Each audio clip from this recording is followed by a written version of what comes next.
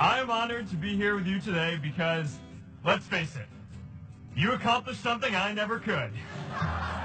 I'm here to tell you that finding your purpose isn't enough. The challenge for our generation is to create a world where everyone has a sense of purpose. I remember that night I launched Facebook from that little dorm in Kirkland House. I was excited to help connect the Harvard community, but one day someone would connect the whole world. It never even occurred to me that that someone might be us. We were just college kids. We didn't know anything about that. There were all these great big technology companies with all these resources, and I just assumed one of them would do it. But this idea was so clear to us that all people want to connect. So we just kept working on it, day after day after day. And I know that a lot of you are going to have your own stories just like this. A change in the world that seems so clear that you are sure someone else is going to do it. But they're not. You will. You see, my hope was never to build a company. I wanted to have an impact. And as all these people started joining us, I just assumed that that's what they wanted to do too. So I never took the time to explain what it was that I hoped we'd build. A couple of years in, some big companies wanted to buy us. I didn't want to sell. I wanted to see if we could connect more people.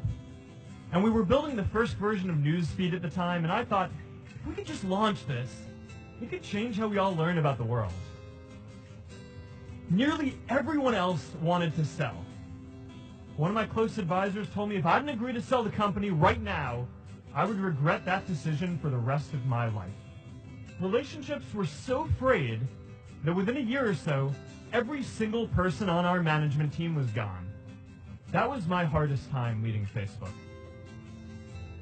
I believed in what we were doing, but I felt alone. And worse, it was my fault.